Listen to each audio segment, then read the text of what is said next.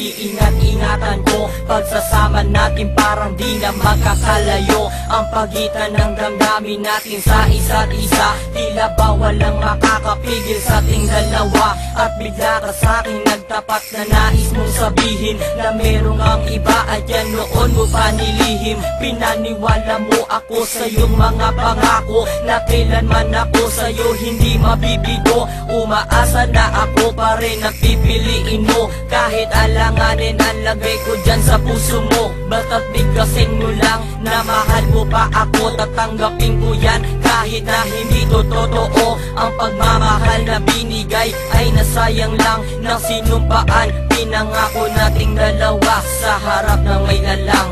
Ako ay lumuha dahil di ko kaya nalimutin ka at iwan ka, dahil ikaw lang talaga. Ako'y nagmahal ng todo pero ako'y niloko. Sana ngayon ay mahalin at huwag mong lukuhin please yung bago mo.